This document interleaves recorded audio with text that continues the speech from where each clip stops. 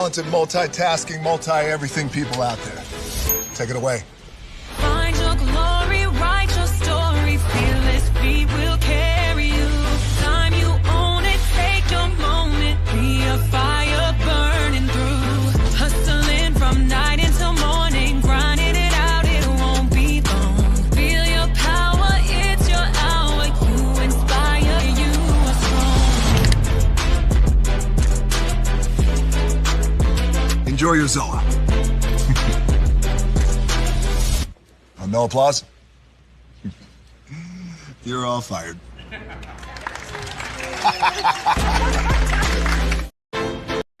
Hey, good morning, America.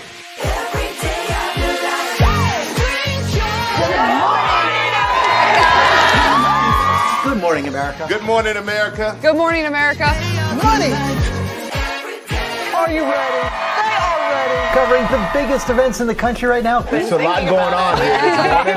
It's always a good time. That's what the show's about. That's good. Really good. Very good. Coming in hot. Jimmy coming in hot. It's far from elementary. Good morning, America. I'm not going to try to strut like Michael or anything. I have known George a long, long time. Have you ever gotten him to dance? Look at that face.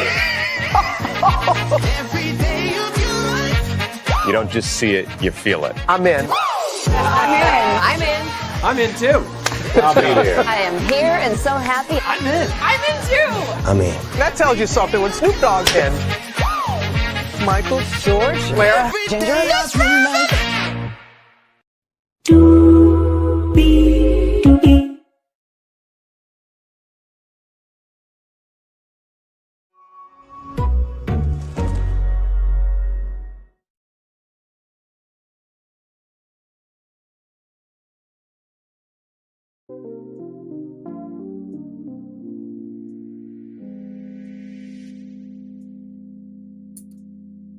Well, hello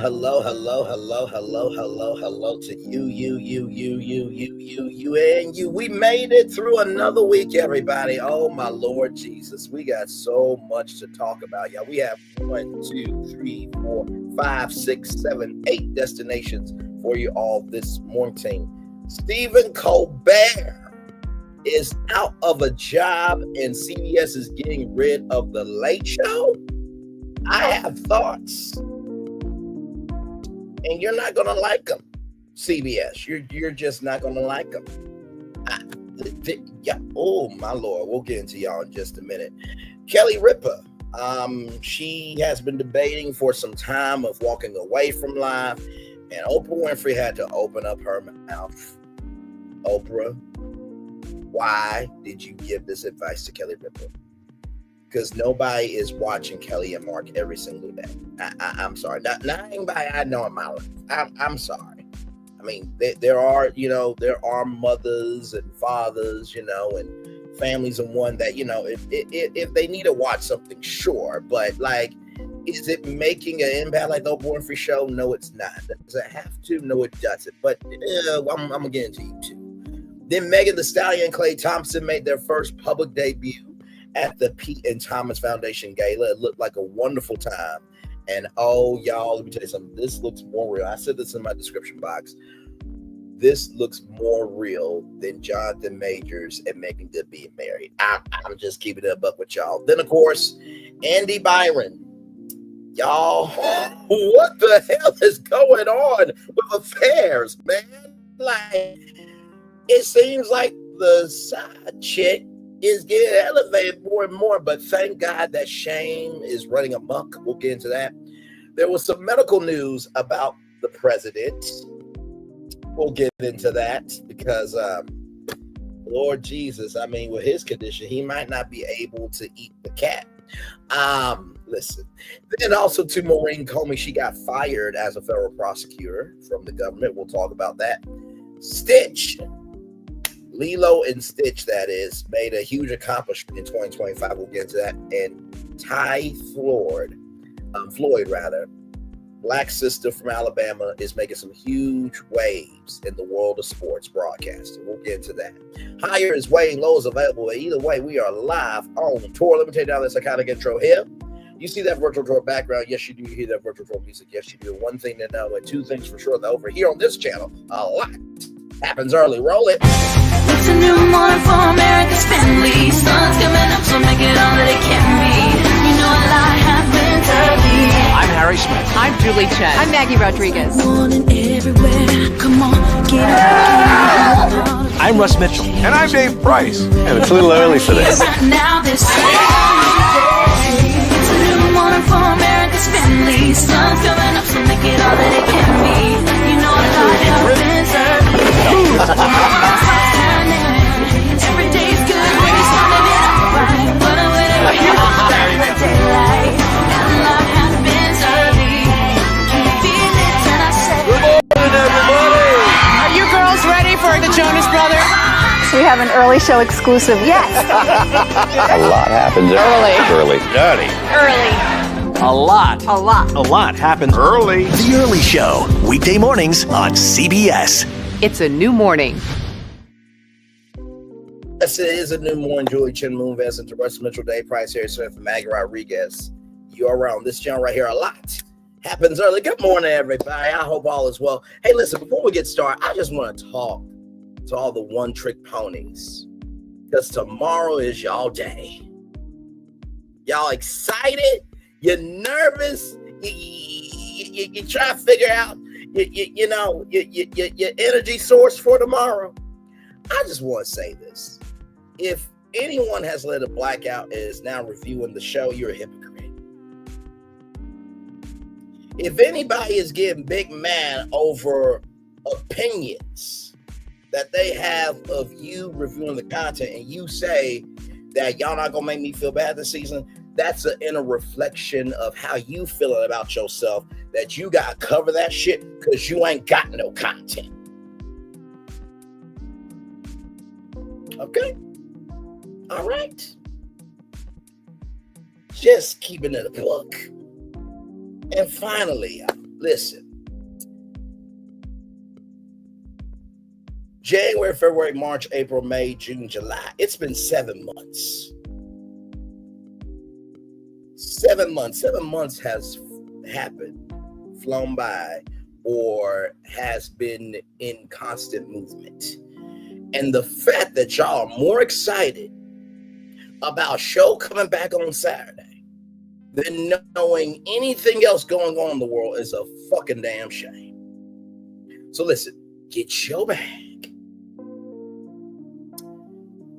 and listen. Live your best life.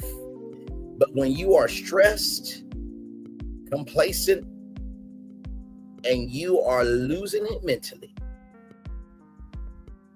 because you eventually find out that nobody really can't stand your ass anymore with the content that you're doing, remember, you had the chance to have peace, but you made the decision to be broken and be in pieces. With that being said, let's do what we do and go on tour. And like I said, if it doesn't apply, let it fly. But if you let it fly, it must apply. Let's roll on, y'all. So I'm talking about some Stephen Colbert, child, because this news right here, I was just like, what? Now, I know you're joking, right? But this is no joke. This is no joke right here. The Late Show with Stephen Colbert to end in May 2026. CBS will end the Late Show with Stephen Colbert and retire the Late Show franchise in May 2026. The company announced Thursday, calling it a purely financial decision against a challenging backdrop in late night. CBS called Colbert irreplaceable and said the show's ending was not related in any way to the show's performance, content, or other matters happening at Paramount, CBS parent company. We are proud that Stephen called CBS home, the network said in a statement. He and the broadcast will be remembered in the great pantheon of greats that grace late night television. Colbert broke the news to the audience during Thursday's statement, saying he found out last night that next year will be the show's final season. So I want to play this straight from Stephen Colbert. Damn.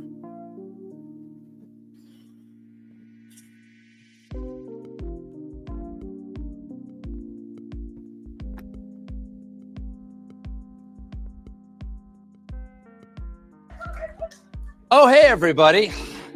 We got a great show for you tonight. Senator Adam Schiff was my guest. We harmonized on 7 Bridges Road. What a voice. I cried.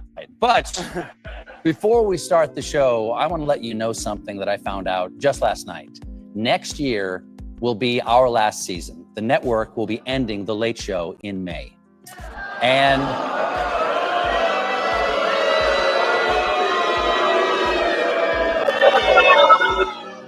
yeah, I share your feelings. It's not just the end of our show, but it's the end of The Late Show on CBS. I'm not being replaced. This is all just going away. And I do want to say that the folks at CBS have been great partners.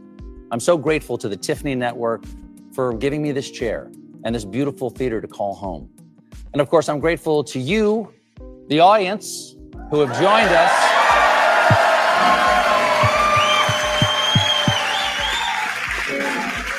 Every night, in here, out there, all around the world, Mr. and Mrs. America and all the ships at sea. I'm grateful to share the stage with this band, these artists over here every night. And I am extraordinarily, deeply grateful to the 200 people who work here.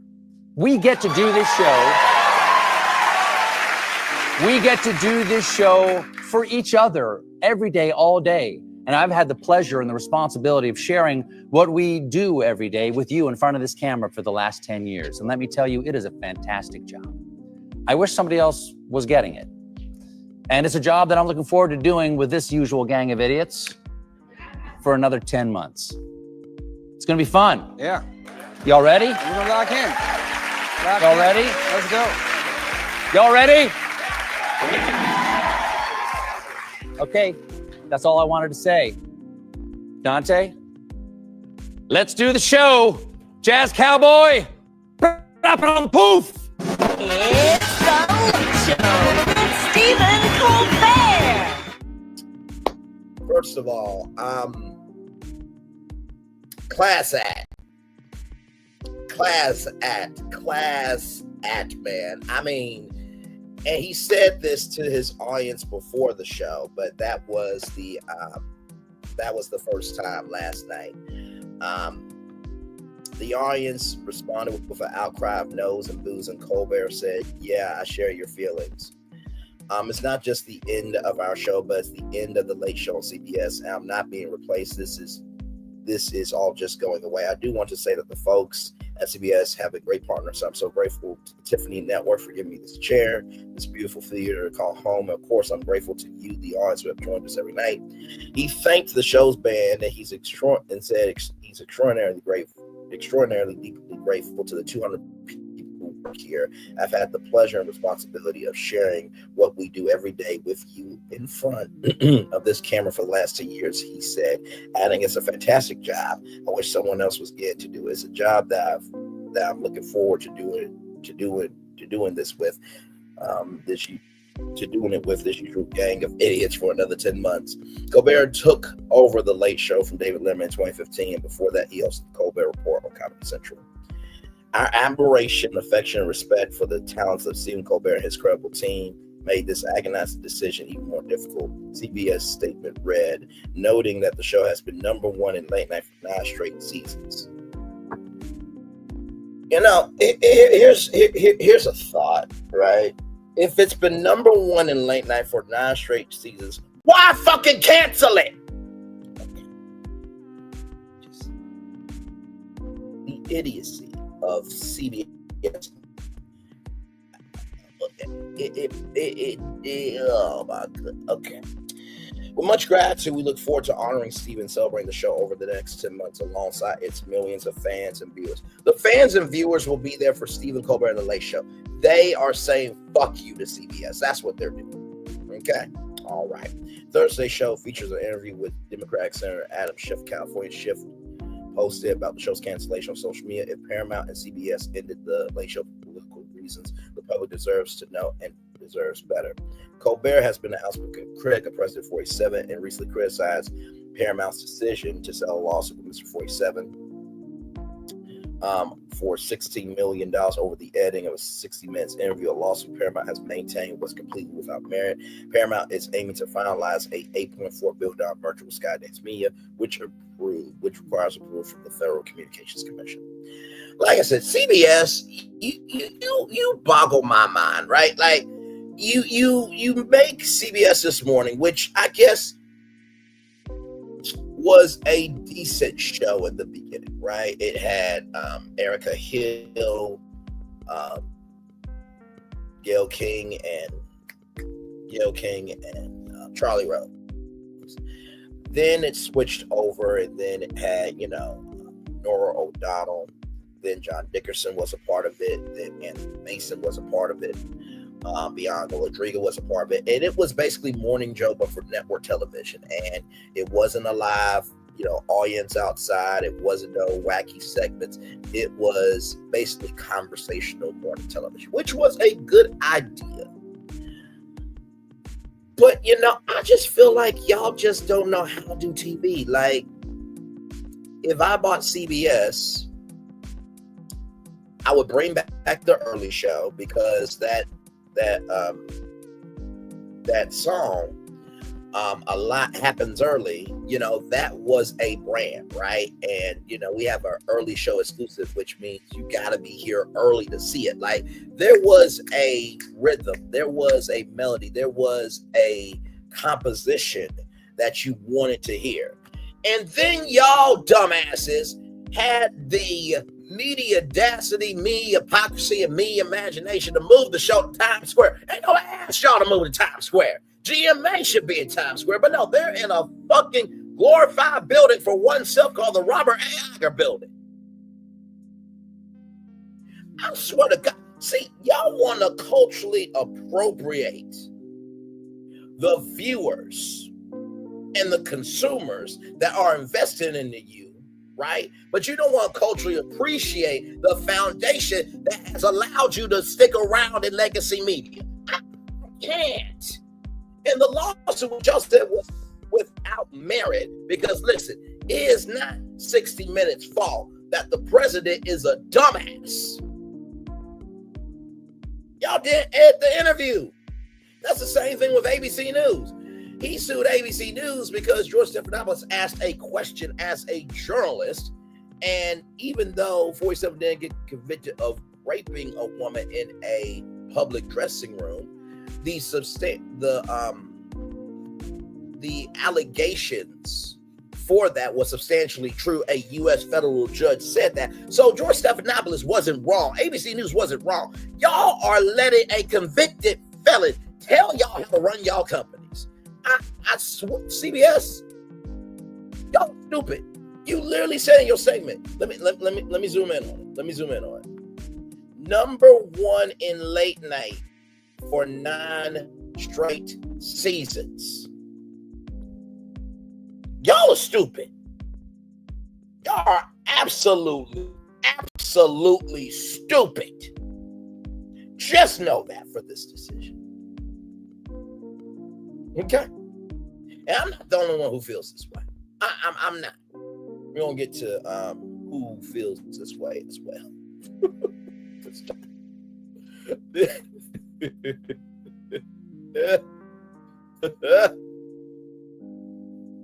Oh my Lord, this is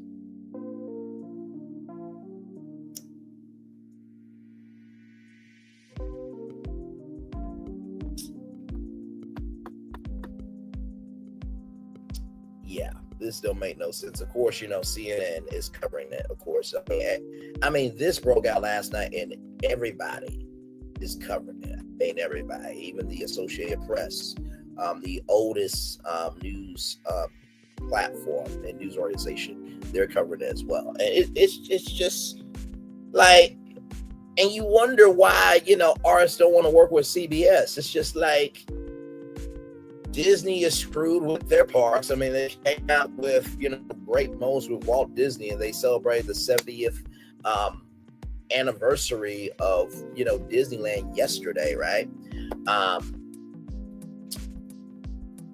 It doesn't look like Walt Disney. they did not have an answer for Epic Universe. So you don't want to work with Disney because they don't know how to treat intellectual property. They don't care about the Muppets anymore. They don't have Bob Iger and Josh D'Amaro and Imagineering are allergic to creativity. You got CBS making this dumbass decision. NBC, they're spinning off the cable networks, but maybe they should have kept some of them because, you know, Bravo and these lawsuits, right? You got Fox Fox is doing okay. They're doing okay. The CW, I mean, it's a wasteland of content right now, but it's just like, this is why people are staying to themselves and other themselves and by themselves. And this is why people, if they do partner up with those networks, those legacy platforms and streamers, they want ownership, they want propriety, control, but most of all, they want to be culturally embraced, not just tolerated. And I have to tell you, CB,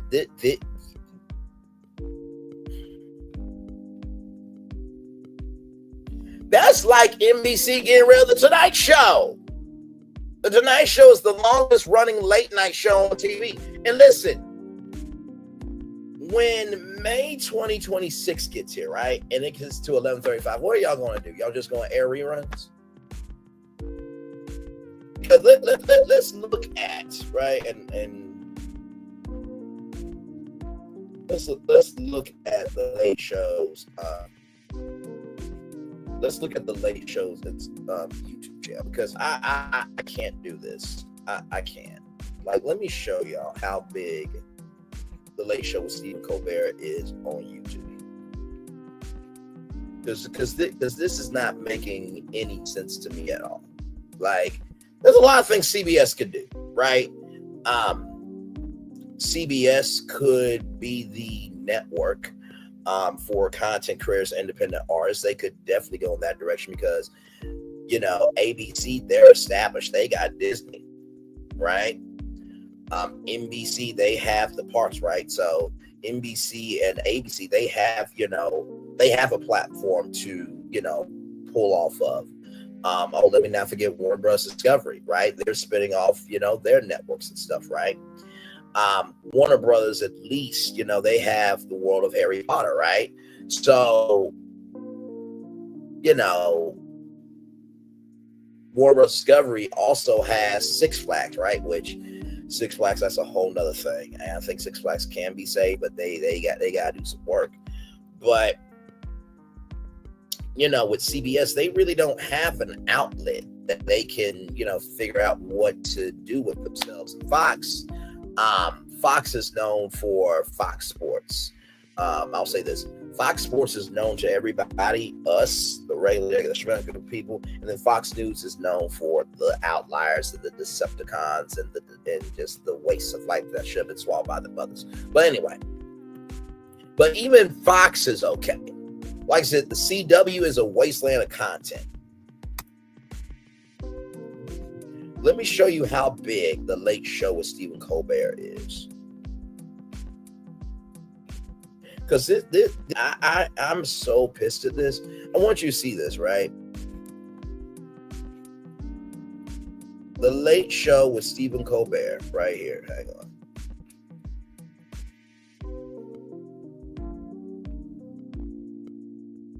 As I pull this up. Right here, right? 9,960,000 subscribers, right? And the reason why late night TV works is because it gives you the chance to be able to be a part of a cultural conversation, right? So you see 27,000 views, 4,600 views, 17,000 views, 90,000 views, 45,000 views, 1 million views, 999,000 views, right? 2 million views, 125,000 views. So all these views, right? These translate to dollars for Paramount, CBS, The Late Show with Stephen Colbert. Not to mention, too, most people are not watching late night. Now, I will say that from a media sense, that late night's not where it was, but that doesn't mean people still don't watch. And I mean, for 2 million views for a cancellation, CBS, you've done the wrong thing here, because guess what? All these are pieces of content. And if you look at each one of these like a non-fungible token, right? Each one of these is something we can have for ourselves, right? And so this is stupid. Like, late night shows are content generating machines. They are. And it's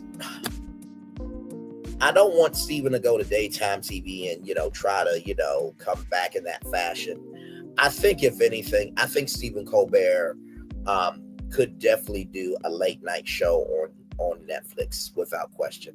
I think that people would rather see Stephen Colbert than John Mulaney on Netflix, because nobody watches John Mulaney's show on Netflix. No damn body. Sure, it's getting renewed, but sometimes you might renew a show because you need content.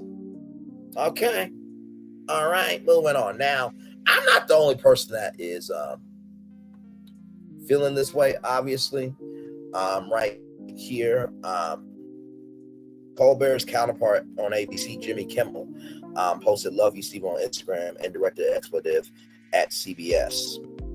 We're going to find out what the expletive is here in just a minute. I'm just as shocked as everyone. NBC Tonight Show host Jimmy Fallon said Friday on Instagram, "Stephen is one of the sharpest, funniest hosts to ever do. I really thought I ride this out with him for years to come."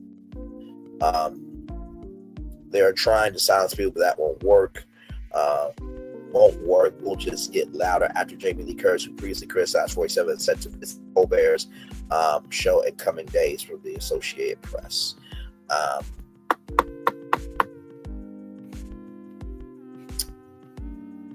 I mean, just the CBS. I hope you're ready for this. I hope you're ready for this. This retaliation, this rebuttal, this fervor of screw you up the asshole with no lube, and they're going to watch you suffer and not care if you recover or not. Because the only things that are, here's the thing, right? Survivor, Big Brother, The Amazing Race, Stephen Colbert, people tune into those shows. Beyond the Gates, Young and the Restless. So they have foundational shows that people are tuning into. But are people watching CBS on a regular basis like that? They are, but it's only for those shows. It's not like they leave on CBS all day long. America's #1 morning show is Good Morning America. Today's show is in second place. When it comes to the evening news, like what, Tom Yamas, finally beat ABC World News Tonight, but ABC World News is still leading #1. Your morning show sucks ass. Your evening news show sucks ass. And now the thing that actually is sustaining you, and you guys have said it's sustained you for 9 seasons, you're getting rid of it because of a financial decision. Bullshit. Okay? If CBS thinks people are just going to swallow this, they're really deluded, Carr said. And that was Bill Carr, author of The Late Shift.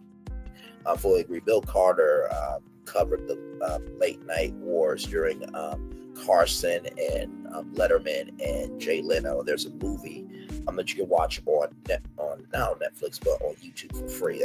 That basically is The Late Shift book in a movie form. Andy Cohen, who began his career at CBS and now hosts Watch What Happens Live, said interviews for a very sad day for CBS. They're getting out of the late night race. I mean, they are turning off the lights after the news. Yeah, and Jimmy Kimmel feels the same way I'm feeling. Jimmy Kimmel says, "Fuck you, CBS. We're canceling Late Show with Steve Colbert as speculation stirs if the series is ending for political reasons."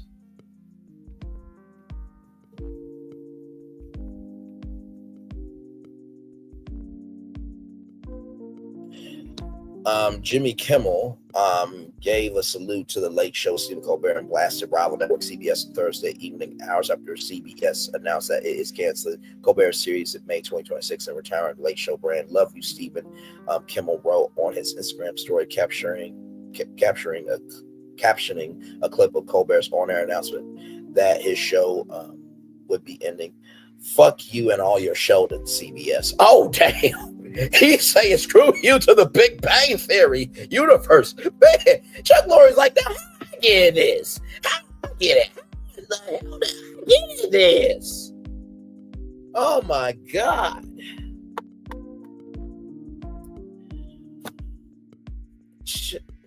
Child,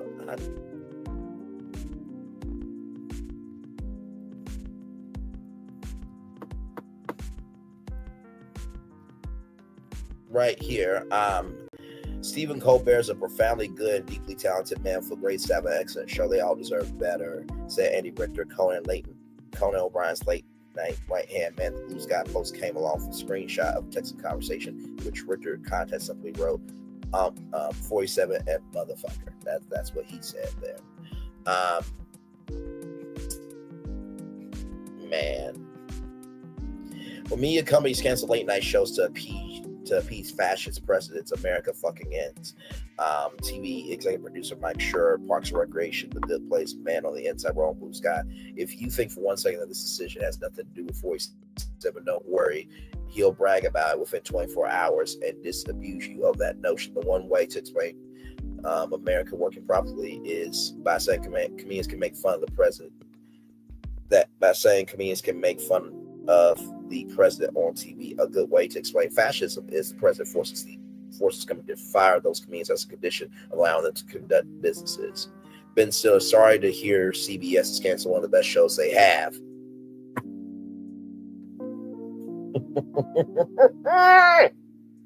Wishing all the people who are going to work so hard on that show the best.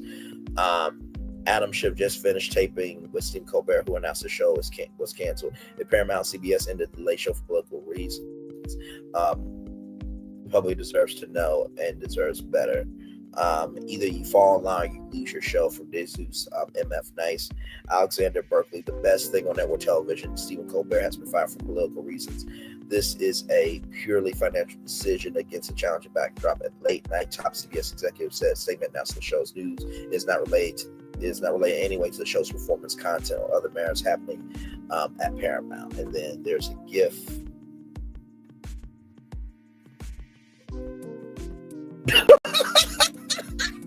That's funny. And this is the crazy thing, right, to me, right? And I'm saying all this for a minute because this is what they said. That the Late Show has been number one in late night for 9 straight seasons. It is the gaslighting for me of saying all of this right here. Our you know what? I'm gonna cry. I'm gonna be the human personification of CBS and cry. Okay, while I say that, affection and respect for the talent of Stephen Colbert is incredible to it's making its agonizing decision in more difficult. CBS statement read, knowing that the show has been number one in late night for 9 seasons. With much gratitude, we look forward to honoring Stephen and celebrate the show over the next 10 months alongside millions of fans and viewers, the network said.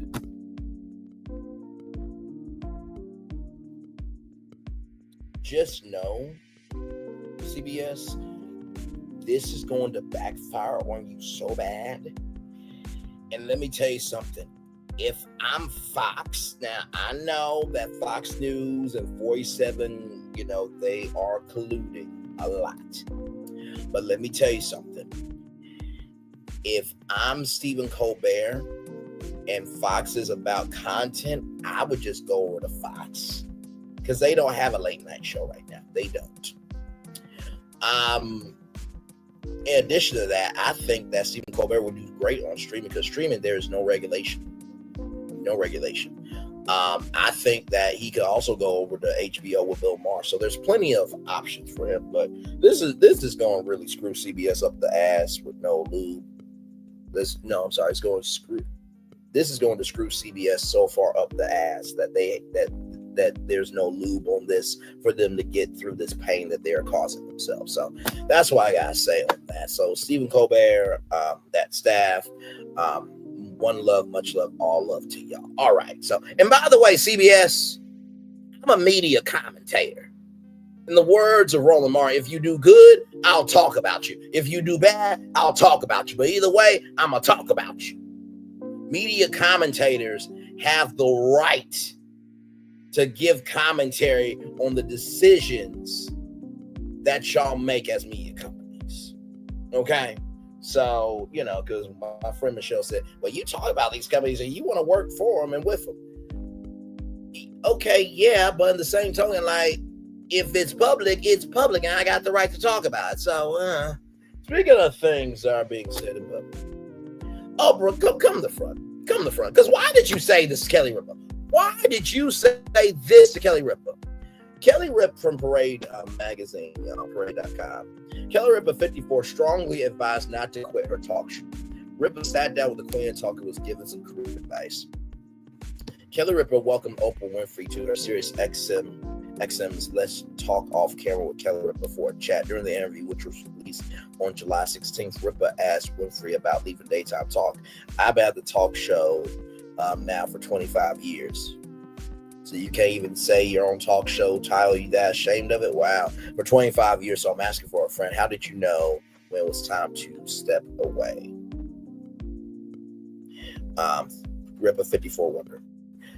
First of all, it is not time for you to step away, Winfrey replied. And if I were advising you, I would say absolutely not, because you and Mark are in a groove, and that groove continues to work. You have fun, it's easy, and it's light enough, and serious enough when it needs to be, and it's not a grind. As much as I loved being on a part of the show every day, as much as I loved the audience, I'm telling you, the nature of what we were doing every day became just so hard. Winfrey went on to talk about the importance of appointment television and how so many people look forward to watching live Kelly Mark. Said no one ever, Oprah, but let's keep going. I've said many times, your legacy is every life you touch.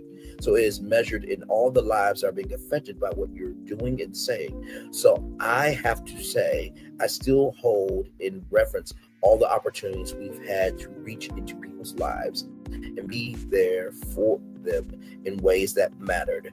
And you are right when you say, Kelly, it was appointment television at the time when that was a real thing, Winfrey said. Rather, I'm telling you, don't let go of the platform you have. Do not do it. Do not even consider it, because I feel that the reach you have, the audience that you've built, the family you've created, both inside the studio and in the rest of the world, is really more vital and important now than ever before, she added.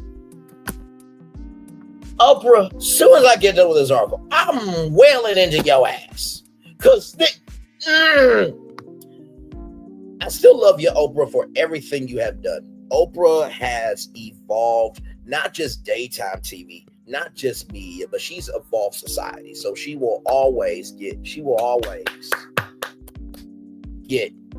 Calvary energy from me coming through for her. But this was such dumbass advice. And I'm going to tell you why, okay?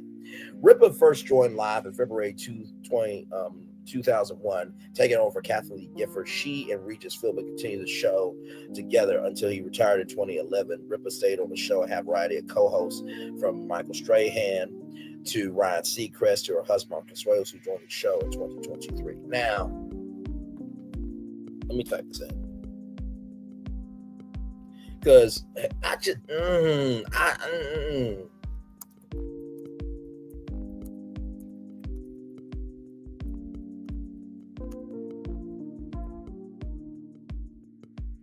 Now, this is an article from the U.S. Sun. Now, this came out May 2nd, 2023. I know what you're thinking. Bray, why are you pulling up old articles? Well, because I'm the media nerd, social media. I keep up with everything, right? I mean, even when it may not matter to anybody else, I keep up. So this is an exclusive. Getting Ahead, live with Kelly Mark tapes multiple episodes 2 months in advance after fans slammed the show for pre-recording too often, right? Live with Kelly and Mark has taped multiple episodes months in advance after fans accused the show of pre-recording them too often. The U.S. Sun can exclusively report. Fans have threatened to boycott the morning talk show after Live with Kelly Ripa and her husband Mark Consuelos aired previously recorded episodes just days into their brand new stint as co-hosts, right? Now the U.S. Sun can reveal the show continues to tape pre-recorded episodes and recently prepped shows 2 months before producers plan to air them. On April 26th, Live with Kelly and Mark pre-taped the June 19th episode. Then on April 27th, production filmed the episode that's scheduled to air on June 26th. The opening monologue for the pre-recorded episodes is very general, like discussing relationships, Mark and Kelly's marriage, and life with their kids, and it's our told the U.S. Sun.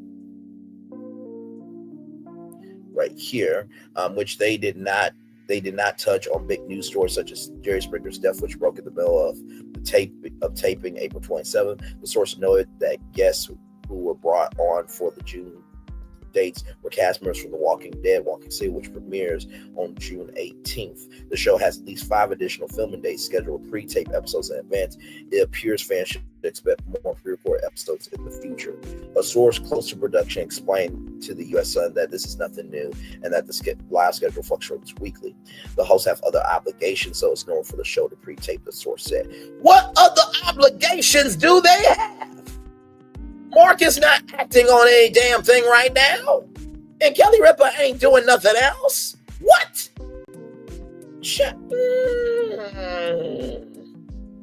The kids are grown. Now, they got a production company. Now, a production company, you know, if you own it, operate it, and you... If you own it, operate it, and you know, are the head of it, you can...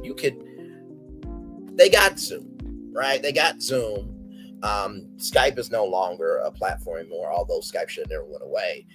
They have Microsoft Teams, which really nobody uses Microsoft Teams at all. They got Google Meet. They got ways to do it, right? They could show up there at 1 o'clock every day. So, like, what? The U.S. Sun has reached out to ABC for comment. An ongoing trend. The Emmy Award-winning telecast is a pattern of airing pre-recorded episodes ever since Mark took over as permanent co-host on April 17th. Prior to this, Ryan Seacrest was Kelly's co-host for 6 years before he announced his departure to focus on other projects. The April 20th, 21st, and 24th episodes were all pre-recorded, which left viewers disappointed. One viewer tweeted, all the previously recorded starts where they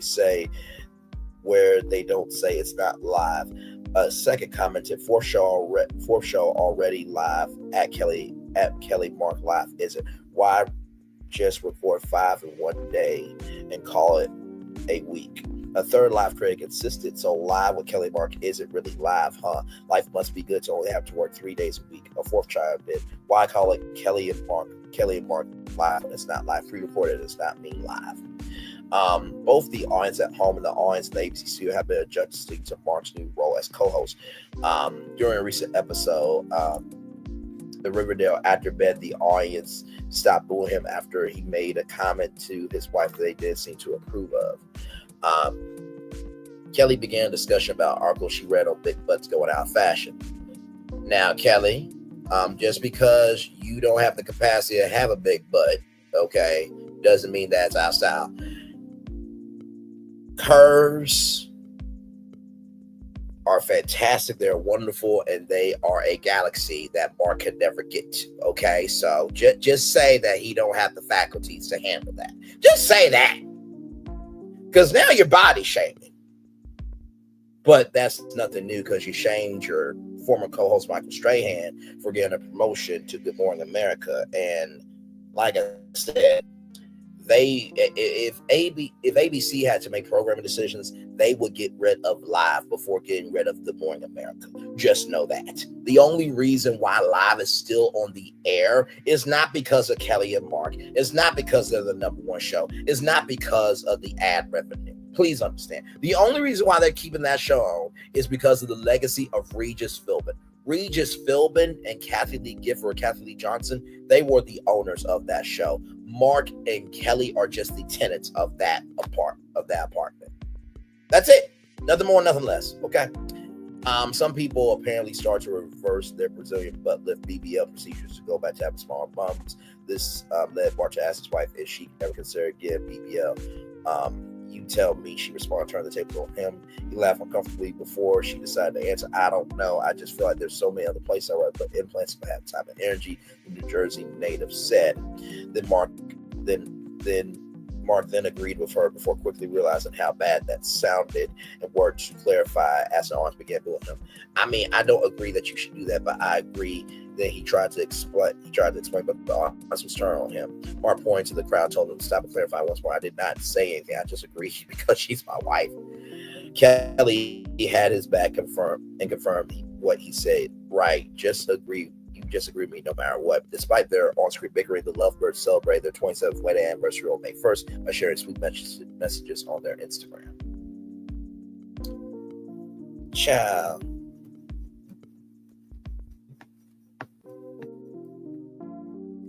So, like I said before, right? I sincerely do not get why these two have jobs. I like, let me tell you something. And there are their kids. Their kids have grown up on the show. Beautiful kids, I will say. But here's the thing, right? And you know, Michael Strahan talked about how easy this show is, right? You get into the you get to ABC Studios around like maybe 7:30, right? You do your meeting with your producers, Then by 8:30, you're getting dressed, and then like 10 minutes before the show, you're walking down the hallway when they say, "Please welcome your host, Niecy Nash Betts and Braylon Lee." Oh, I'm sorry. That we're not the host of the show, but that's basically the schedule. You do that from 9 to 10 a.m. live, not taped, but live. And then, you know, you record some promos and you're out by maybe 12, 1 o'clock every day. So the fact, right? The fact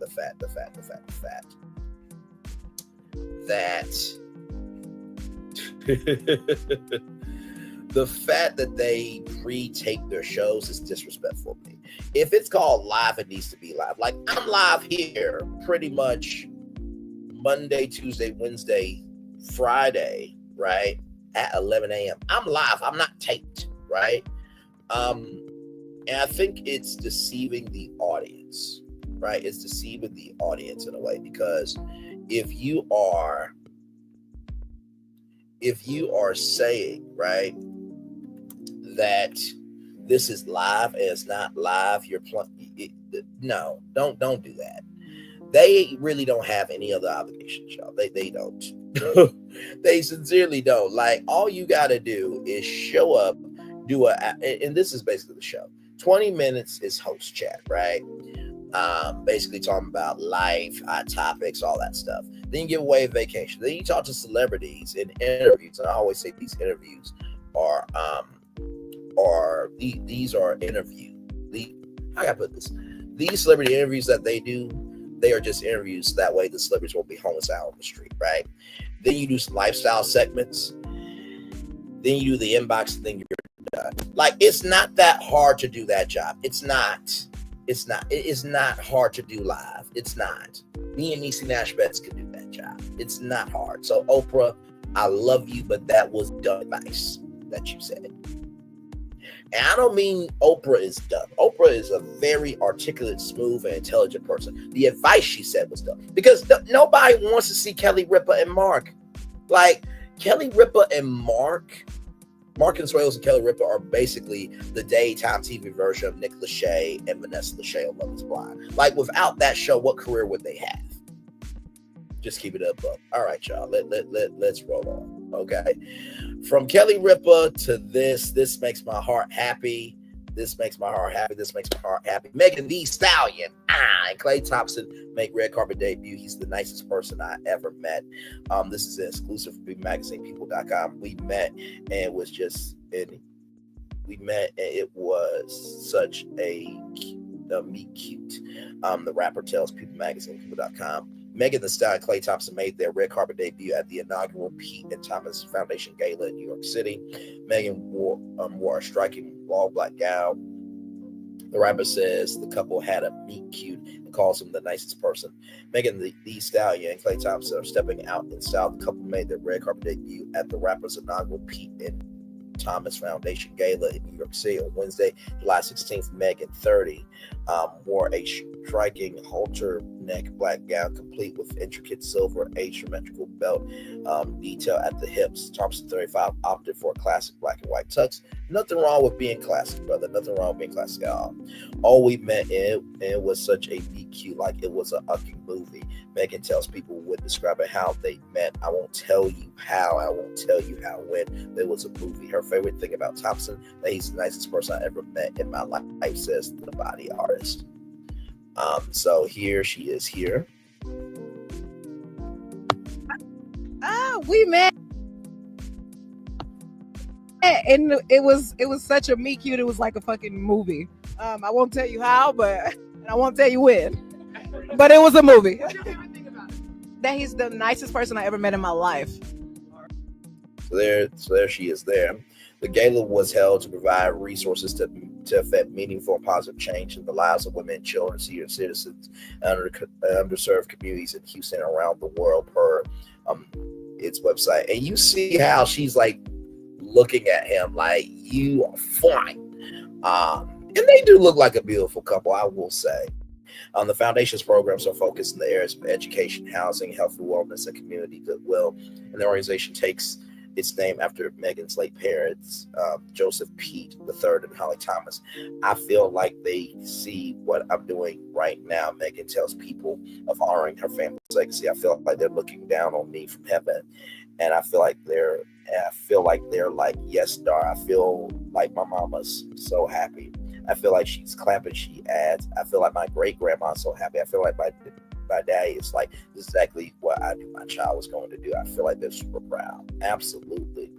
The couple's red carpet debut comes a week after the rapper featured the Dallas Maverick star on her Instagram in a post shared on July 9th. Fans in the comment section quickly noticed Thompson in the background. In the photo, the Captain Hook rapper is sitting on the edge of a hot tub in the far left corner. The NBA star is seen soaking up the sun on a chair. Meagan simply captioned the post with palm tree emoji and a plane emoji. And shout out to the fans, like the fans be fanning. Do you hear me? And so there they are making their debut as a couple there. I think we can play it.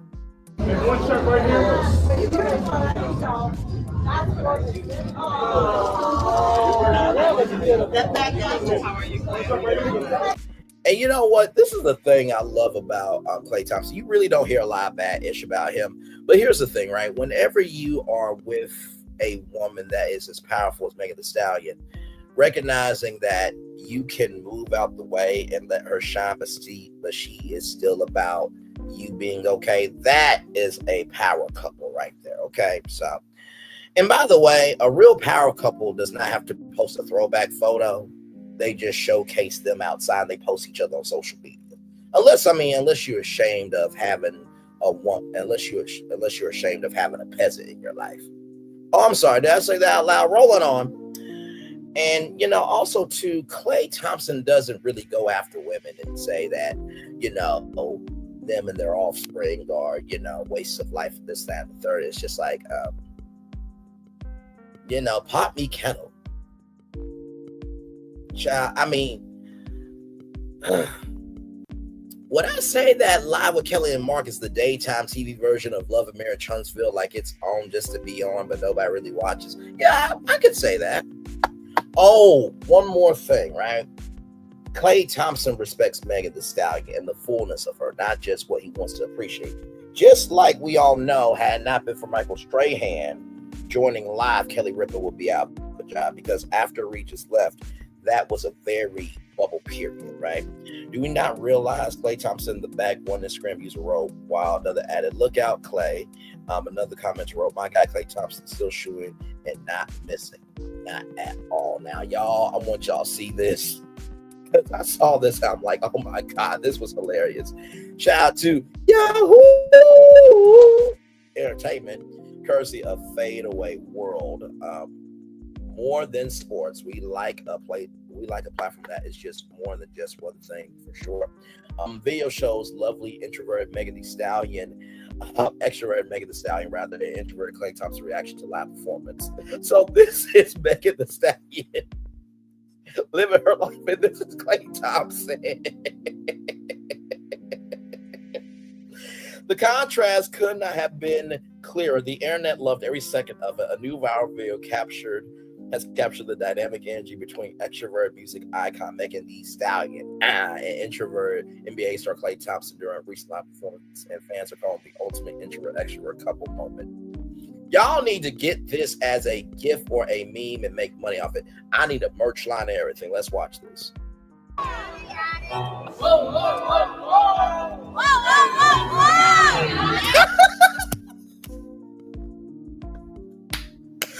play it 2 more times because it's so cute. One more time.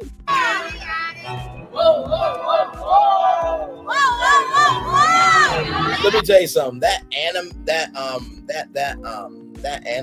manga series that Megan Thee Stallion's going to do, her voice acting is going to be great. I did not know she could go that high. And you see the smile on Klay's face and her face, like, and you see, like, right here how stoic he is of just.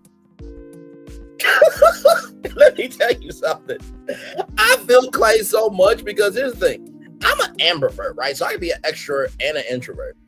I feel like if I was with a Megan Thee Stallion or a Nzinga Amani, you know, I would be introverted for the fact that this is a new space for me. So I'm just, you know, I'm not code switching. I'm platform matching of just breathing, right? So I feel where Klay is coming from here, okay? That was so cute.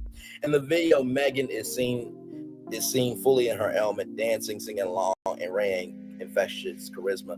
By her side, Klay Thompson, the ever the calm, stoic presence, nods his head rhythmically with neutral expression, buying the vibe of every chill guy at the party who got dragged there by somebody he loves. Just the fadeaway world for using their words. Yes. Because there's always a chill guy or chill girl that's like, you know what? I really don't want to be here, but I'm going to find the joy in being here. You know what I mean? The clip has gone viral across platforms like TikTok and Twitter, where users captioned it with takes like introverted man, extrovert woman, LAMO. She's the performance, he's the vibe. And then right here.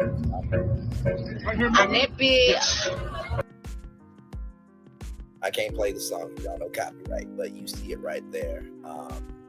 Beautiful, beautiful couple. Like I said, I genuinely believe in this couple more than Jonathan Majors and Meagan Good. I sincerely do. Like, listen, God bless Meagan Good, but sis, you heard the testimony and you still staying with her. That's on you. You a grown woman, you can do what you want to do, and that does not change my support for Meagan Good at all. But like, this is believable, okay? And not to mention too, I know what some people are gonna say. Well, isn't Megan a public figure? She should tell us about her relationship. No, she is doing what we all are doing, using anonymity, privacy, and the power of minding our own business. Okay, and this is the thing. I feel like Megan, she is extroverted for her career, but if she loves you, she protects you. And there is nothing wrong with that. We need more celebrities and people to be like that. It's the latest in a series of public announcements that have brought their surprise but dynamic relationship into the spotlight. Megan Thee Stallion recently broke her silence on their romance, telling, I just never dated somebody like him. The rapper, known for her bold lyrics and unapologetic presence, added that Klay's quiet charm and easygoing personality offered a refreshing contrast to her fast-paced world. The relationship has always sparked heavy speculation in a now-deleted TikTok video showed Megan sitting on Klay's lap, opening gifts, laughing and leaning into him with visible comfort. Yeah, that happened, y'all.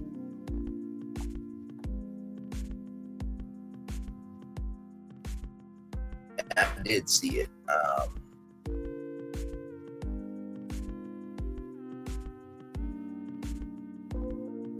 So here it is here. Now, this person, the hater report. Oh, no, not the hater report. By the way, like, be careful, hater report, because you don't want to, I mean, I see you got the verified check mark, but hopefully that's a spinoff of the Bleacher Report. But anyway, it's the logo. But here we go. Okay, I'm opening up the boo-boos that my man got me. Go ahead, Klay. Claim what's yours. Listen, that is Mr. Stallion at this point. Okay, that is Mr. I cannot believe my man got me these boo-boos. Okay. Let's see what we got. We'll take time out for this. Okay, first one.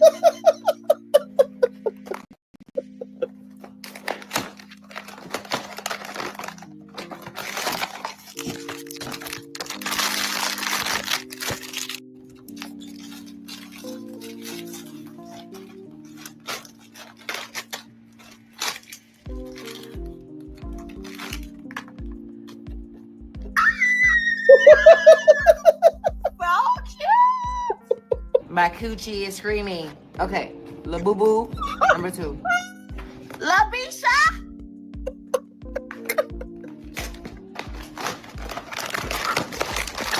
When I tell you the only teleprompter I have on this show are the destinations and everything else is unscripted, I am not joking about that. Like, I have not seen this clip. This is the first time I'm seeing it with all of you.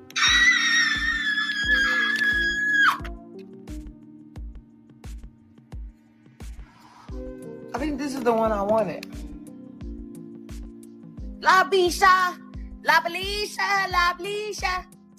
And I bet you this, she is probably going to do a partnership with them somehow. I bet you. Animated series, probably. See, if Cartoon Network was smart, they would give Meagan Thee Stallion overall. Oh, look at that. That was cute. They would give Meagan Thee Stallion overall deal at Cartoon Network. The Cartoon Network is not that.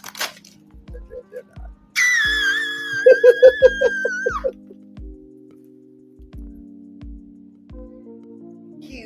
Cute. I'm gonna put some charms on her teeth. They look like Yetis. I never heard of this brand before, but it looks like they're Yetis of some kind. Oh, talking, baby. Like mini Yetis.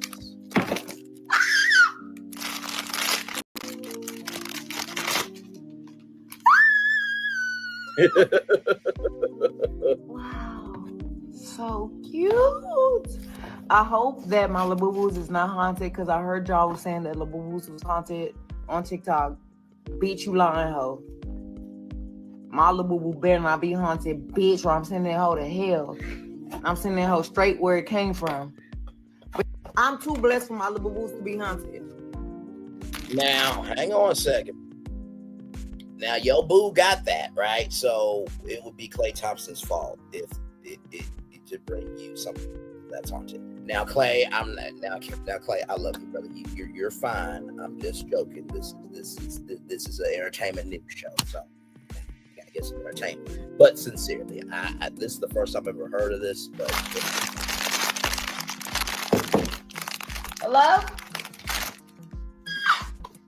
So cute. If she think these are haunted, she should see Five Nights at Freddy's. Oh my God. So cute. Labu labu la bisha. Okay, this is my last La Bisha from this box.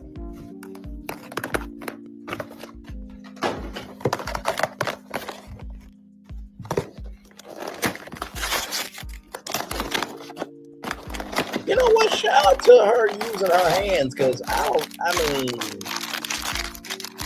are very pointy. And she's able to pull those one of the out, hotties got me one of these. Oh my God. Okay, so thank you to my man for this box. I'm about to open another one. Ah! This is such a cute box. Oh my God. I'm so excited to tear this bitch open. I love this. See, this is Black love we should support. You know what's amazing? It is so sad that younger couples have old souls and the old souls have young souls. And I don't mean young souls in terms of being young and experimenting and being free and being, I mean, being young souls and being petty, stupid, and tired.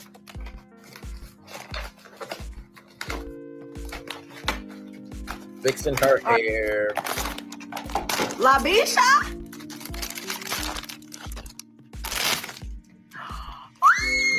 And then we got one more story about this. This is the one I wanted. Because this is the La Bisha I wanted. The astronomer story. We're going to talk about that.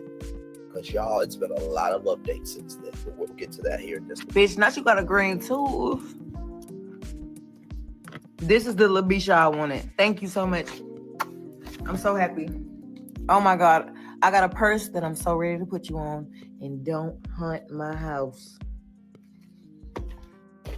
Wait a minute. Hunt my house. Now, see, you the one that's holding me, okay? I ain't holding you. Your man brought me into y'all house. So if I want to be a haunted piece of mother-ucking ish, I'm going to be a haunted piece of mother-ucking ish. Now, listen, you from Houston. I'm from a world. Well, guess what? You will not make it. Soon as you step off your ship, you will be devoured. So don't tell me what the fuck to do. Now, I'm assuming rather that these are not black at all. I just gave it a voice because I like voice acting. That's wrong.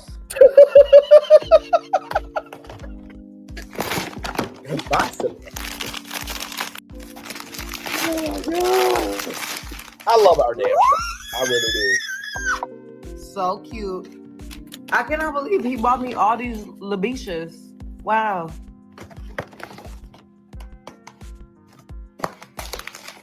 That one looks like a mystery.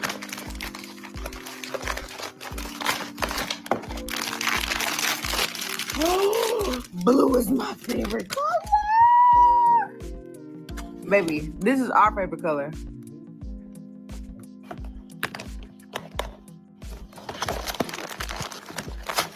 Oh, it's from Pop Mart. Oh, Megan Thee Stallion could do a whole brand deal with Pop Mart. You know what? Pop Mart or For Your Entertainment. I think Megan could really do a brand partnership. It's probably For Your Entertainment also sells those too. I'm just guessing. Only 2 more left.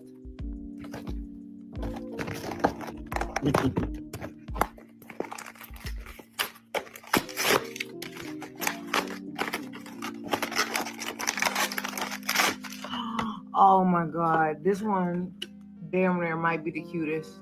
No, the blue one was the cutest, but this one, where's your eyebrows, bitch? Where are your eyebrows? Where are your eyebrows? Now see, when that one haunts you, don't say shit. Why are you running? One more.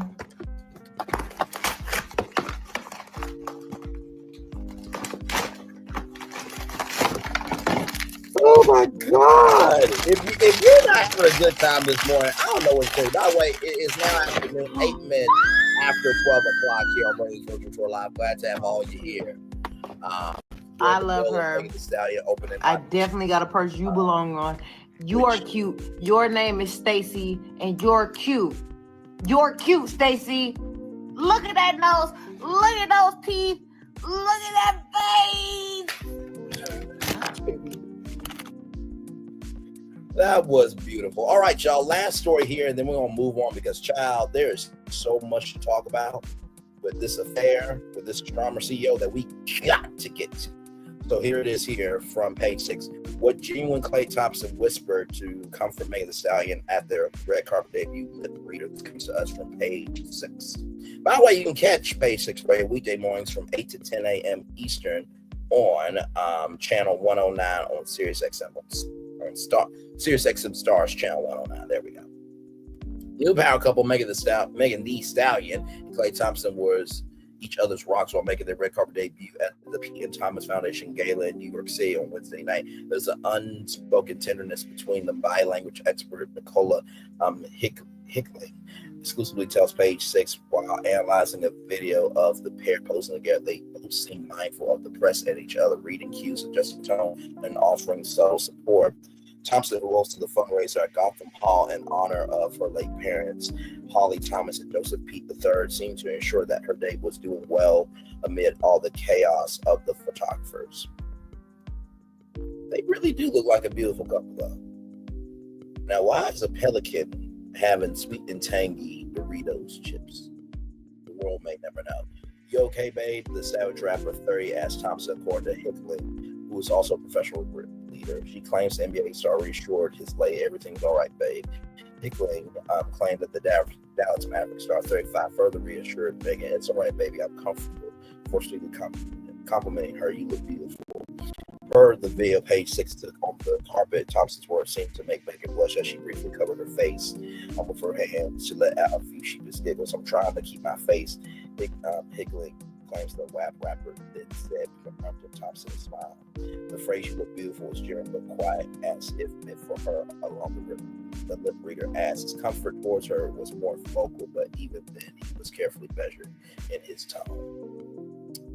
Man, I love this. Hickling tells us that another lighthearted moment, the pro athlete told Meagan, "This is my song," as he danced to a jam during the cocktail hour of the gala inside the glamorous venue. His lips curved into a smile during "This Is My Song," revealing an effort to break tension and ground the moment in shared familiarity. The body language expert further points out, when a photographer asks, "Sir, can we get a solo of Meagan?" Thompson is heard saying, "Of course," and seen stepping aside. Hickling claims the Grammy winner asked her beau at that point, "Babe, where are you going to?" He let her know, "I'm going to wait on the side."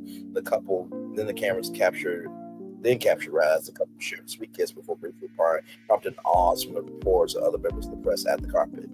Let me tell you something. That would not have happened with Tory Lanez. They've been like, "Say cheese!" Look at ass.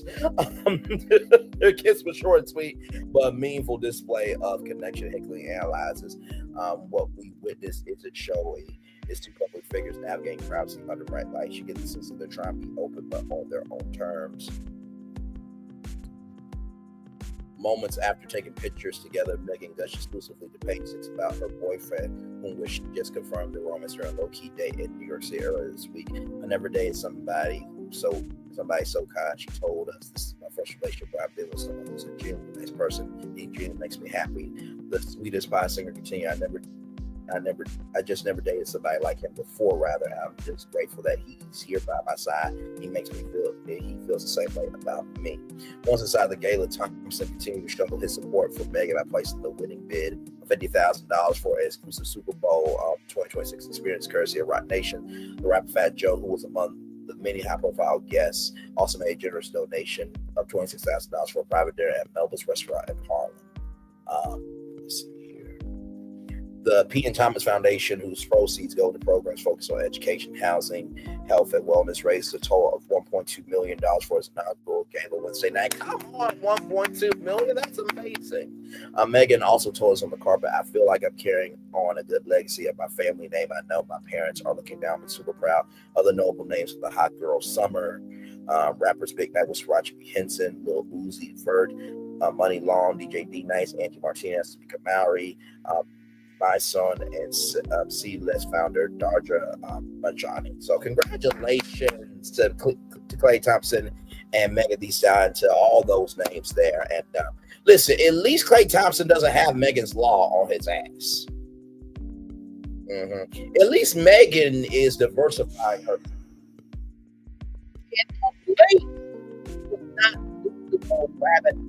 And trying to tell other people that when the world is watching, we should behave better, but yet she's acting like a fucking piece of shit.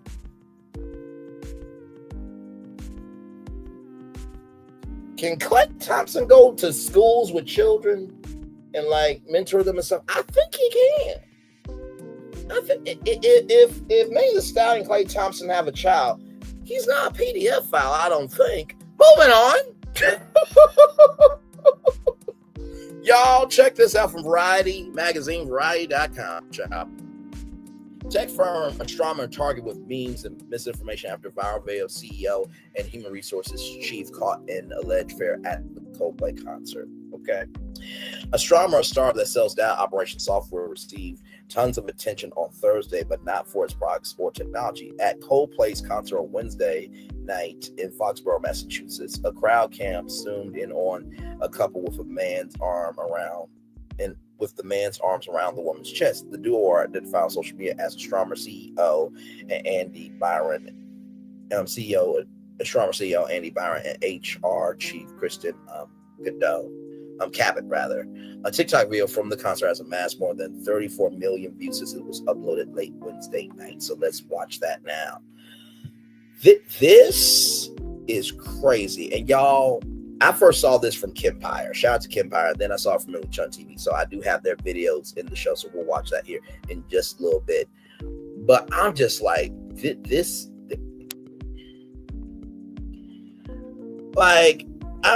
is like Amy Robach and TJ Holmes. Like, in the Daily Mail, I caught them in the cut. But like, this was so public. Now, I don't know if this is Post Malone right here. As it's pulling up, I don't know if this is Post Malone, but we're about to find out. Oh, that's not Post Malone. Okay, that's just somebody. Okay. Yeah. Oh, look at these two. All right, come on. You okay? Oh, what? Either they're having an affair or they're just very shy. Say the quiet part. Oh my Lord. Okay, let's go back and watch it one time. Yeah. Oh, look at these two. All right, come on. You okay? Oh, what? Either they're having an affair or they're just very shy. Yeah. Oh, look at these two. All right, come on. You okay? Oh, what?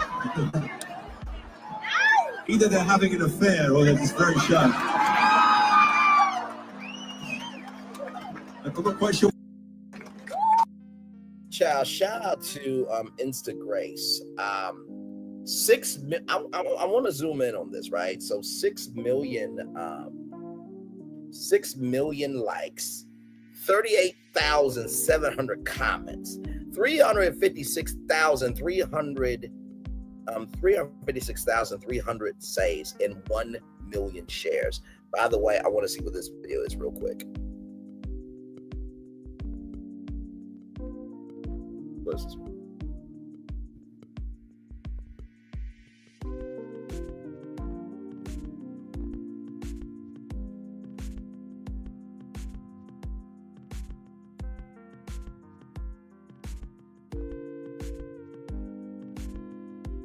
What is this one? I'm trying to.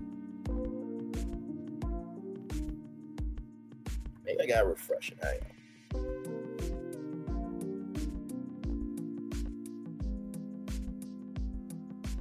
You stink. No, you stink. No, you stink. No. Your hair is fake. And you smell like a skunk. And your hair smells like trash.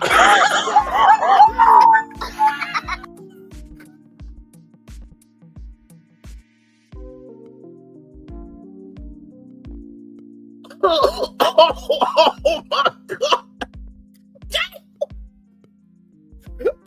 That came from Milk Almond Mouthpiece.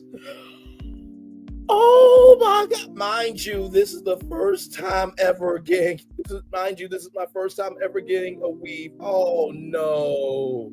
Oh no.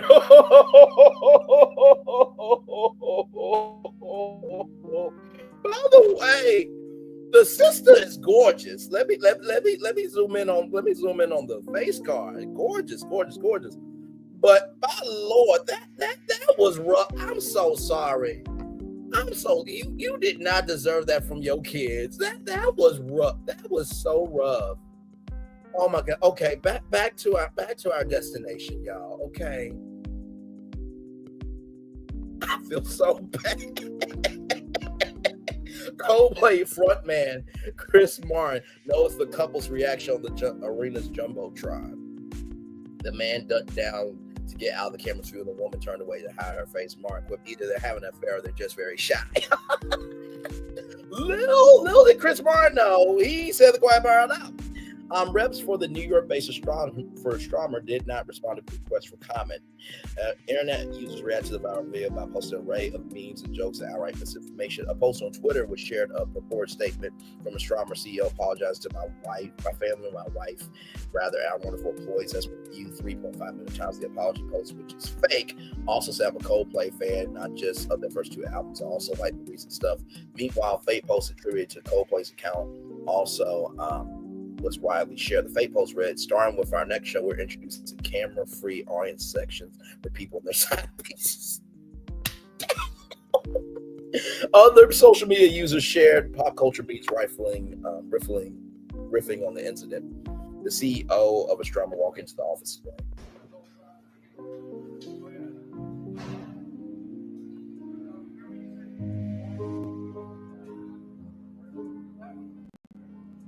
This looks like it's from the morning show on Apple TV.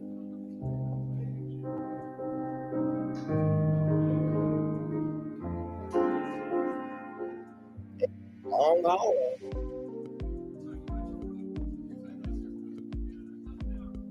Okay, I guess I'm going to a break.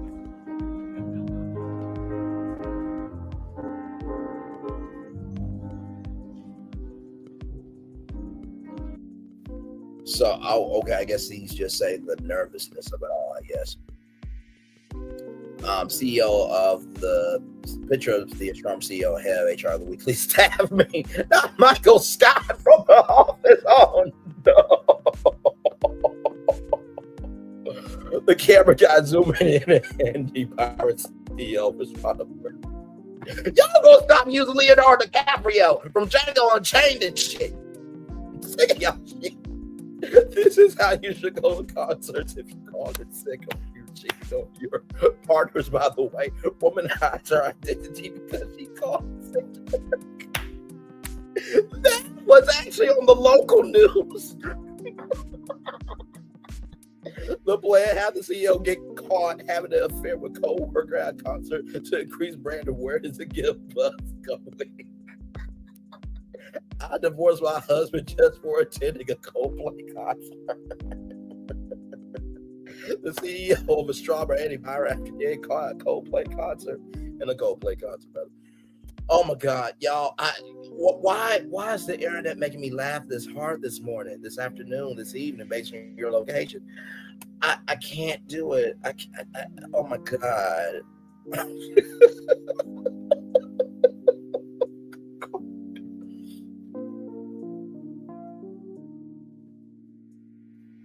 Here's the meme right here. The CEO of astronomer clapping for that. Yes, indeed. There. Oh my God.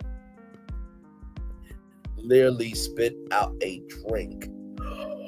No, not the Scream art piece. Oh no, that was probably made through AI. Oh no. According to the company, astronomer empowers data teams to bring mission critical software, analytics, and artificial intelligence to life, and is the company behind Astro, the industry leading unified data ops platform powered by Apache Airflow, trusted by more than 700 of the world's leading enterprises. Astronomer lets businesses with that data. Well, apparently, he was an op inserting his data through, her PC, and the air was flowing between the both of them, allegedly. So y'all, here's this from Kempire, y'all. I can't do it. You guys see this affair that was exposed on a Jumbotron at the Coldplay concert? Hey guys, I'm Kempire and I cover everything in pop culture. And sometimes real people are pop culture. So this video is going viral now with astronomer CEO Andy Byron and his head of HR canoodling at the Coldplay concert. And it was caught on the Jumbotron.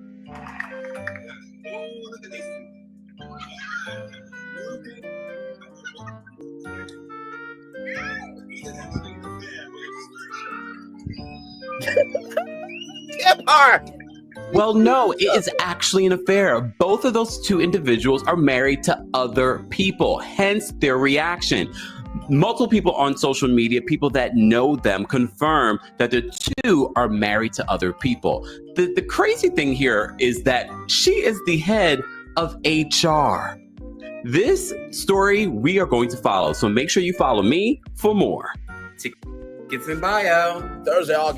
Thursday, July 10th, Philadelphia, Pennsylvania. That passed. Tuesday, August 5th, Atlanta, Georgia. Friday, August 22nd, Washington, D.C. And Friday, September 12th in New York City. By the way, that is the only live stream available for that show. Kempire After Dark, The Villain Era. Go check him out, ladies and gentlemen. Here's another one. Cheating publicly at the Coldplay concert is the CEO that was caught cheating publicly at the Coldplay concert is now speaking out in a public statement. Be sure to check out the last video that I did on this so you can see the video of the astronomer CEO, which is a billion-dollar company, was caught publicly cheating with the company's head of HR. So Andy Byron, the CEO of Astronomer, which is a billion-dollar company that he became the CEO back in 2023. So he's new.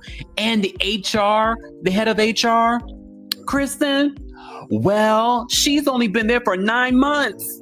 So this is his statement. Basically the length of a pregnancy. He says, I want to acknowledge the moment that has been circulating online and the disappointment it's caused. Sidebar, his wife also removed his last name from her online Facebook. He says, what was supposed to be a night of music and joy turned into a deeply personal mistake playing out on a very public stage. I want to sincerely apologize to my wife, my family, and the team at Astronomer. You deserve better from me as a partner, as a father, and as a leader. This is not who I want to be or how I want to represent the company I helped build. I'm taking time to reflect, to take accountability, and to acknowledge the next steps, personally and professionally. I ask for privacy as I navigate that process. Privacy, sir.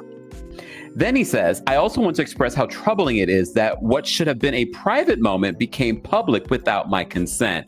Sir! Wait a minute. Wait one damn minute. You mean to tell me that you the CEO of a billion-dollar company? And let me tell you something. Crowd cams, they are a staple of live event entertainment, okay? But when you are in a suite, you usually are known to people, right? Or not only are you known to people, but sometimes at concerts before the show, they'll be like, hey, can you get us on the crowd cam and all that stuff. So, no. You asking for privacy, but yet you put your affair out publicly? Sir, what the fuck are you doing? You're acting like a Portia Williams. And I will bring in Portia Williams now. It's not just feeding the hungry only on Thanksgiving. It's an everyday situation. You know what I mean? This is 265 days a year.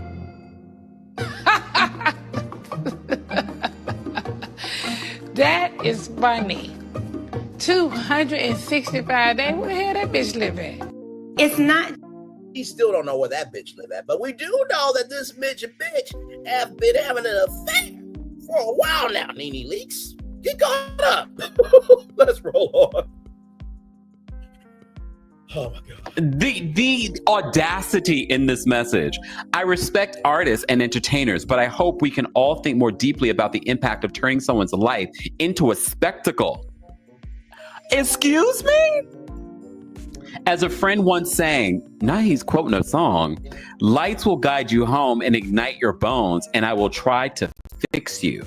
Andy. What? Is he really trying to blame Coldplay, Chris Martin's Coldplay, for his reaction? Sir, you were at a public event. Anyone, especially with the phones that we have nowadays, anyone from your company or just anyone that knows you could have seen you taking that video and put it on social media. The lack of self-awareness in this situation is insane. And I hope his wife gets half. And yeah, don't forget, coming to a city near you, tickets in bio. Yes, indeed. Check it out. Now, like I said, to quote Coldplay song for your demise, like, no, just you can't even admit it now because it happened. But child, Millichun's got tea as well. Let's roll. Hey y'all, it's your girl Millichun. And when I tell you that these two have taken PTO today, I believe that with everything in me. Allegedly, this is a couple who is not a couple and got caught at a Coldplay concert and called out by Chris Martin for maybe having an affair. Allegedly. Couple caught on kiss cam at Coldplay concert dodges out of sight as Chris Martin wonders if they're having an affair. Child, so this alleged couple were horrified as the kiss cam came around to them, and the way they dodged and ducked and got out of the way, it made Chris Martin think that they were having an affair, and that's what he said out loud at the concert. So the gray-haired man ducked down below, and the woman, she just turned around with her hands over her face. They were in Massachusetts. Hold on. Child, the woman covered her face, and the man ducked down out of view. And then I guess Chris felt like he needed to say something, so his live commentary made the crowd laugh with the duo's reaction. Oh, what a perplexed Martin quipped. Either they're having an affair or they're just very shy. Child, and Facebook does what Facebook does. Shout out to the Neighborhood Talk for getting this.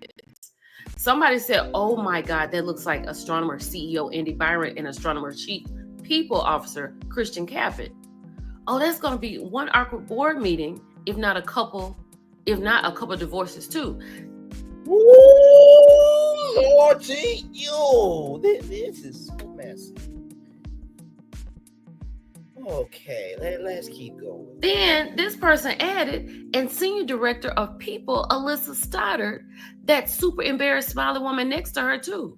This right here says, looks like the whole team knows. Child, this is Alyssa. Now, why is Alyssa here? Right? Like if you're running around doing something you're not supposed to do, it's just going to be you and that person. So Alyssa probably knows, so they want to keep Alyssa's mouth closed. So allegedly, they probably bought her a ticket. Then this person right here says, OMG, if this is true, he's her boss. And they both have spouses and kids. Oh. That is crazy. Now they both over here on the astronomer leadership page. The staff. The CEO, Andy Byron, and the chief people officer, Christian Caput. Like, people know people. You know what I'm saying? You know the people you work with. Yes. So, like, I wouldn't have known, but their actions would have made me, a little suspicious. But if I'm working with these two every day, I'm like, oh my God, that's Andy and Kristen.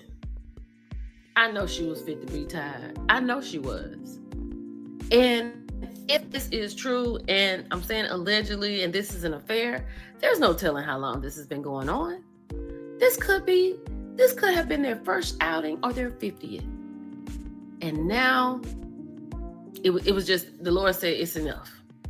Y'all just doing way too much. The Lord, Jesus. And Lord look is at him. like, On his way to the floor. She got her back turned. He is on his way down. Like, after he ducked, you didn't see him anymore. He could have easily just ducked down and just walked out the other way. Baby, it wasn't fast enough, but it was fast. Can you imagine getting up today, you're the spouse, and if this is true, and they're cheating, and you at a Coldplay concert? I would love to know if this is true, where they told their spouses they were going. Probably on a business meeting. Wow. But you know what? Sometimes you just can't help who you love. Millichun, shut up. Let me know what y'all think about this in the comments. It's your girl, Millichun. I'll talk to y'all later. Shut up. God. Like, make sure that you are divorced before you get into another relationship. Handle your old business before you get some new business. Hey, Millie, you know your ass. What's wrong? By the way, shout out to Millichun. Like, comment, share, subscribe to her. Good Lord. By the way, Millichun could be Millichun Lee, okay? I'm just saying. Moving on. We got more, y'all. Let's keep going. This is sad. You need a nationwide logistics provider who can optimize your supply chain with critical data. Hey, y'all, it's your girl, Millichun. So you know at this point, there's an update on the Byron family. You have to know that. Let's get into it. So this is Andy Byron's wife, Meagan. She has now dropped Byron from her last name on Facebook, and she's just now Meagan Kerrigan. So, this is not really something we've really heard of what Andy is doing. So usually jobs like that, they make a little money. Now, you see what I'm talking about? Quiet money. According to reports, Andy's net worth is about 1.3 billion with a B. As a non-founder CEO since 2023, his net worth is estimated to be around 20 to 40 million. Quiet money. Spotlight on Meagan. Andy is married to Meagan Kerrigan Byron, and they live in New York with their 2 children. At this moment, there is limited information available on her, but Meagan works as an associate director of lower school and the Hope Graham program admission at Bancroft School. So she's an educator. She's an educator. Lord Jesus. That can retire in about 5 minutes. That part. Now, you remember Alyssa? Alyssa is her girl, Yes. right? The co-worker. This is Christian's girl. Yes. So Alyssa just got a promotion to VP, while Christian has just been in her chief people officer position for 7 months. She just got here. Good damn. Right? But let's see, who does Christian really belong to? Now, this is her husband. I'm sure he's going to be somewhere looking for a lawyer too. Maybe this is something that can work out. I don't know. Child, and the people are all over here. They even know that Meagan has dropped Byron's surname. It also appears that Meagan has removed Byron from her name on social media, sparking speculation about possible trouble at home with Andy Byron's viral Coldplay concert clip at Gillette Stadium.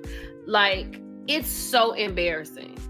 No, it really is. Because, I mean, listen, you can do what you want to do, but when you are affecting your employees'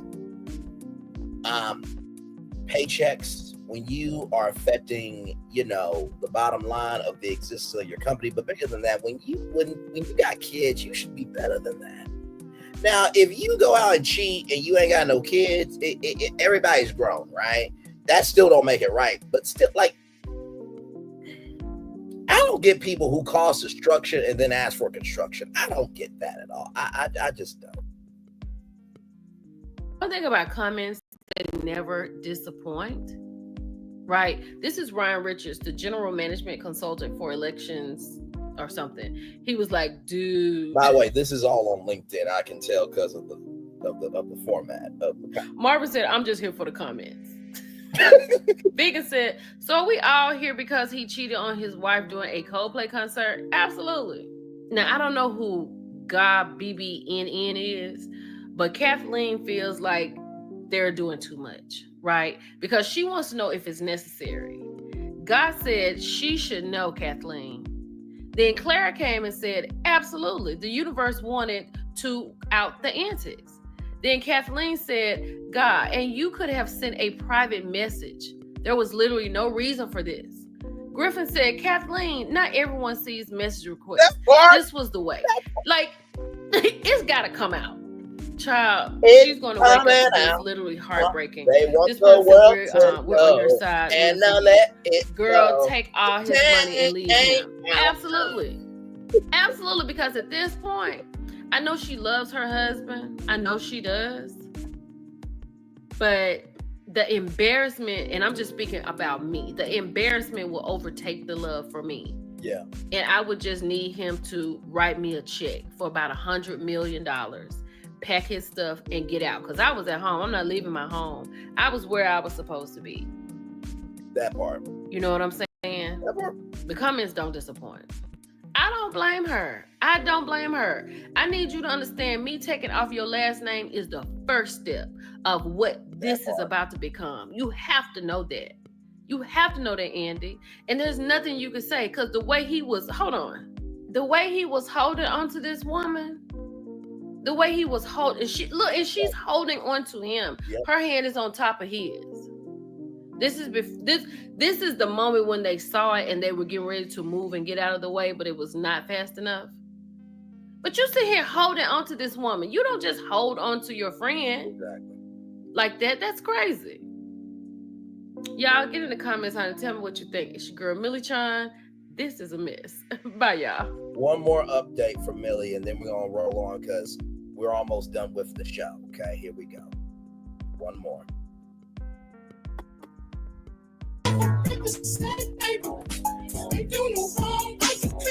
That's a Wings.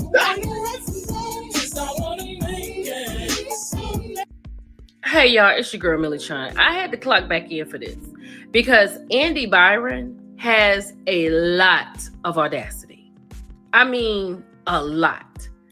Let's get into it. Baby, he is pissed. Andy is pissed at Coldplay. Chris Martin preferably, right? So he has made a statement. We're just gonna get into it. So let's get into Andy's statement. I'm sure he pulled himself up and out the house to come to the office to type this up, right? So he said that he wanted to acknowledge the moment that has been circulating online, right? It is a disappointment. It is big disappointment, sir. He said what was supposed to be a night of music and joy turned into a deeply personal mistake playing out on a very public stage. I want to sincerely apologize to my wife, my family, and the team at Astronomer. You deserve better from me as a partner, as a father, and as a leader. This is not who I want to be or how I want to represent the company I help build. I'm taking time to reflect, to take accountability, and to figure out the next steps. I hope you got some paid PTO because you're going to be off for a minute. Personally and professionally, I ask for privacy as I navigate this process. It's funny how he asked for privacy, but he was really out in the public. Now, this is the kicker right here. This third paragraph, I also want to express how troubling it is that what should have been a private moment. I want to express how troubling it is that what should have been a private moment became public without my consent. Sir, you are at a concert. You gave consent when you bought the ticket. Excuse me, motherfucker. People, are you really? Chris could have been doing a documentary, and you and your lady would have been in it. That part. This was not a private viewing. No, it was not. That a content creator happened to sneak in and take some footage and happened to post, not knowing that you were not with your wife. That part. Hold on. Oh, child. He said, a private moment became public without my consent. I respect artists and entertainers, but I hope we can all think more deeply about the impact of turning someone else's life into a spectacle. You did that. How is it that when men cheat, they want to blame everybody but the person that got it started, you? Let me go back over that again. Yeah, he said, I hope we can all think more deeply about the impact of turning someone else's life into a spectacle. If you had invited your wife to the concert, maybe you wouldn't have had to duck down and dodge out. As a friend once said, lights will guide you home and ignite your bones, and I will try to fix you. Sir, we know you sleeping at the Parker Meridian. I don't know. Where you sleeping at tonight? In New York. You might be at the Holiday Inn. I don't know. So a couple of updates here. Grace Springer, who attended, by the way, shout out to Millichun, like I just described that beautiful sister. However, Grace Springer, who attended Wednesday's concert at Boston's Gillette Stadium, told the United Kingdom Sun on Thursday that those who played stupid games won stupid prizes. The Coldplay fan who filmed the viral kiss cam moment at Wednesday concert was speaking out. 20-year-old explained to Alice she decided to post the footage of the horrified duo to dodge kids because it was an interesting reaction. I had no idea who the couple was. Springer added she hopes that their partners can heal from this, get a second chance at the happiness that they deserve with the future still in front of them. She believes the footage can be a blessing in disguise for Brian Cabot and their loved ones. So there you go there with that. This one here, of course, the firm rips the fake statement that Andy Byron made here.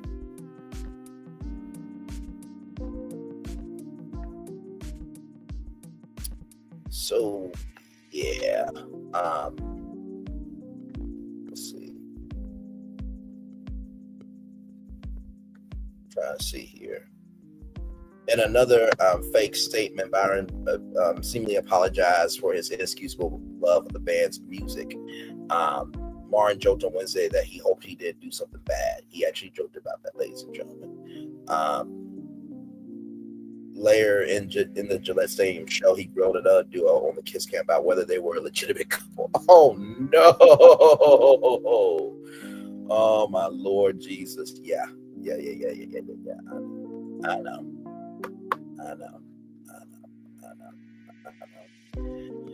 The astronomer company CEO assisted CMC on Thursday that the declaration is not real. So that statement that everybody's reading, that is not real. Okay, so just want you guys to know about that.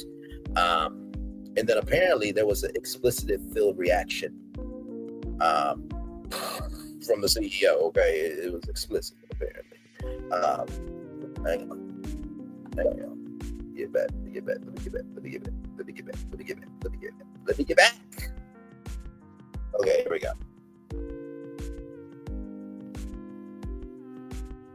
I'm just kind of going through these here because I want this show to look. Because this one was a good one.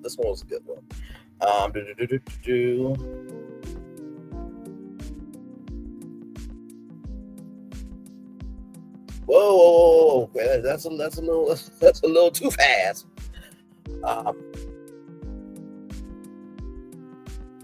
Right here.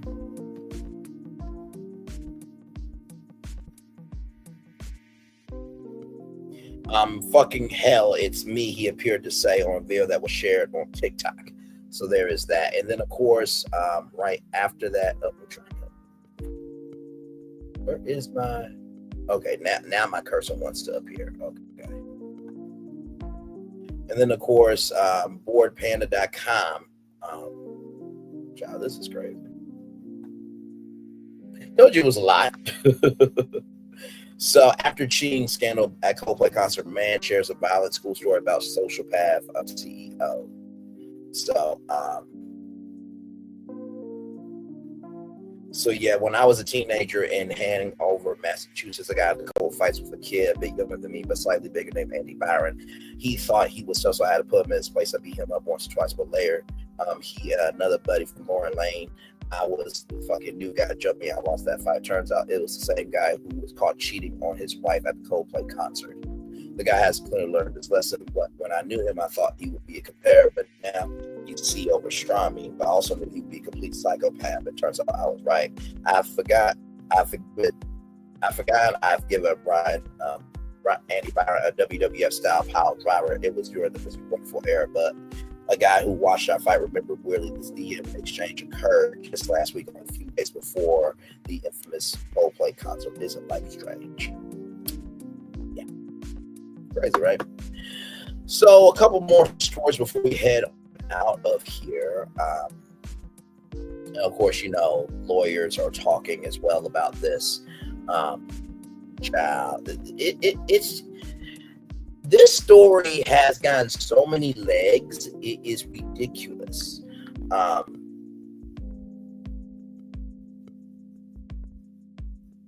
of course, you know, to me, I feel like both of these people are going to be fired without there's in hell.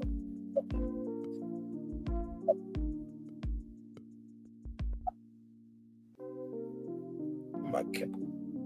Why are you doing this to me right now? Okay, there we go. Thank you so much. Okay.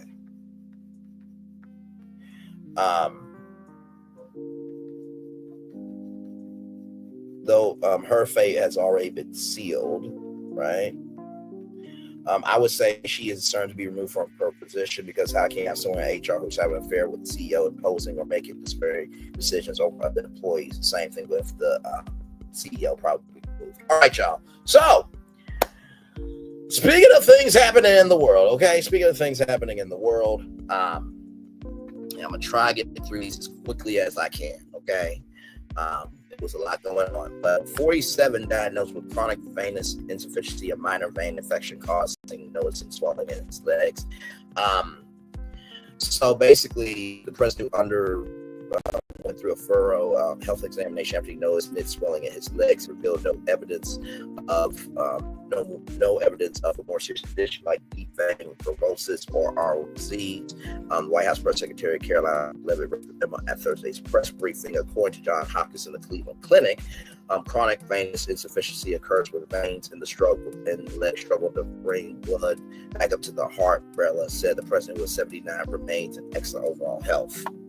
I don't think so. Photos of the president at the Club World Soccer Cup final in Jersey over the weekend showed him with noticeably swollen ankles. So there is that. Well, I mean, listen, when you do right by people, people will do right by you. But when you do wrong by people, people will do wrong by you. So it sounds like he could have a heart attack, potentially. And right here, as you can see here, more than 200,000 U.S. cases per year. Treatment can help, but this condition can't be cured. Requires medical diagnosis, lab tests, or imaging. Where required chronic can last for years or be lifelong. So, varicose veins, swelling, or skin color changes, no infected leg. If condition worsens, condition progresses, rather, leg ulcers can form. So there is that. Then, of course, you have prosecutor Maurene Comey. She has been fired from the case, right? So Maurene Comey, the daughter of former FBI director James Comey, who asked federal prosecutor Manhattan worked on the cases against Shonda Combs and Jeffrey Epstein, said in a note to colleagues that fear is the tool of a tyrant that are firing without reason should fuel a fire of righteous indignation and power. If a career prosecutor can be fired without reason, fear may seep into the decisions of those who remain. Comey said in the note, which was obtained by the Associated Press on Thursday. Not let that happen. Fear is the tool of a tyrant wielded to suppress independent thought. Instead of fear, she added, let this moment fuel the fire that already burns at the heart of this place, a fire of righteous indignation at abuses of power, rather, of commitment to seek justice for victims, of dedication of truth above all else. So, first of all, she should not have been fired. They don't have a reasonable explanation. Above all else, this is going to backfire, because if that could happen to her, it can happen to anybody. As we all know, if you're not with the president, you're an enemy to him. Some good news, y'all. Lilo and Stitch becomes Hollywood's first movie to hit $1 billion in 2025 from Variety.com. All Hail Stitch, Disney's live-action Lilo and Stitch remake, is this year's first Hollywood release to hit $1 billion at the box. $1 billion at the worldwide box office. In 8 weekends in theaters, the family comedy has grossed $416.1 million in North America and $584.8 million internationally, a global tally of $1 billion. So there you go there. So congratulations to Stitch. Now, originally this was supposed to be developed for Disney Plus as a TV show, and then it came out as a $1 billion box office smash. So congratulations there to Disney. Now get that energy back into your parks, okay? Good Lord Jesus. And finally, y'all, finally, definitely want to bring this story to y'all from blacknews.com. Y'all know we always are celebrating Black excellence over here. And as it loads up, come on, please, and thank you, please, come on. Oh, Jesus Christ. As that's loading, I hope you guys are having a wonderful Friday. There it is there. All right. Ty Floyd, African-American woman from Huntsville, Alabama. This gorgeous sister right here. Yes, indeed. African-American woman from Huntsville, Alabama has made history as the first full-time play-by-play announcer for Alabama's A&M University's football team. Let me say that 2 more times. Ty Floyd, an African-American woman from Huntsville, Alabama, has made history as the first full-time female play-by-play announcer for Alabama A&M University football team. Ty Floyd, African-American woman from Huntsville, Alabama, has made history as the first full-time female play-by-play announcer for Alabama A&M's University football team. She will call the Bulldogs games throughout the 2025 season, marking a major milestone in HBCU sports media. Alabama A&M HBCU plays in the SWAC conference. The school chose Floyd to be the voice of its football team this season, making her not only trailblazer for the university, but also one of the few women to hold this role at any Black college or university, according to HBCU Game Day. Floyd is a graduate of Florida A&M University, another HBCU, has built a solid career in sports broadcasting. She most recently worked as a digital media specialist for Alabama A&M Athletics, covered sports at all levels, from high school to professional. Her work has appeared on NBC Sports Philadelphia, ESPN's Anscape, and Sports Illustrated HBCU Legends. She has also served as a sideline reporter and play-by-play commentator for ESPN Plus and ESPNU, including assignments for FBS bowl games and the Celebration Bowl for cricket. Floyd expressed gratitude for the opportunity, saying this opportunity is a dream realized. And I'm deeply grateful to be trusted with it, to be the first woman to serve as the full-time voice of Alabama A&M football, possibly the first to hold this role at any HBCU is bigger than me. It's about legacy, representation, reminding young Black girls who belong in every room, in every booth, in every broadcast. She also paid tribute to Tiffany Green, a longtime sports broadcaster and mentor who helped shape her journey.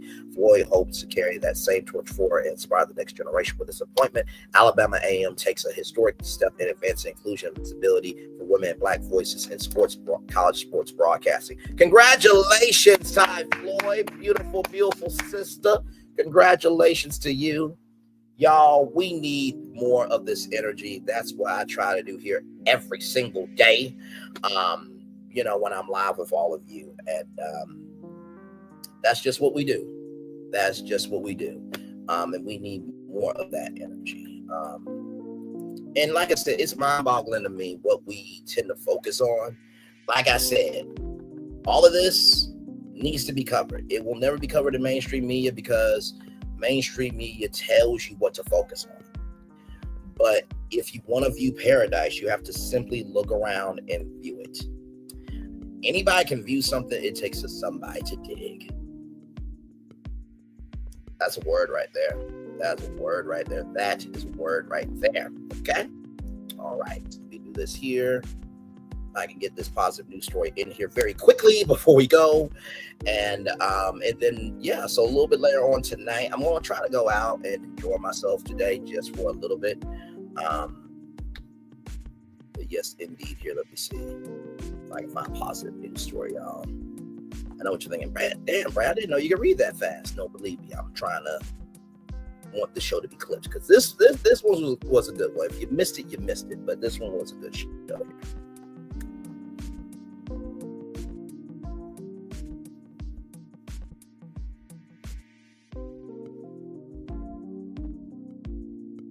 So let's see here.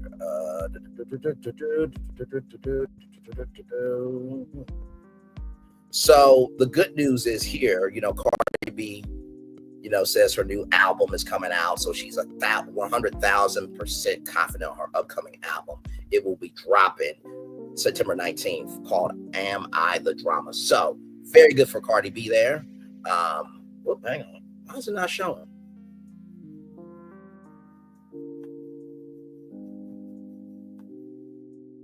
Hang on, y'all. Hang on 1 second. Here it is here. Right here. Am I the Drama dropping September 19th. Cardi B's new album. She is 100,000% confident in her upcoming album. Y'all, that is it for me. One love, much love, all love. I feel the love and send it right back to you. Bye, everybody. I love you all. See you soon. Bye-bye.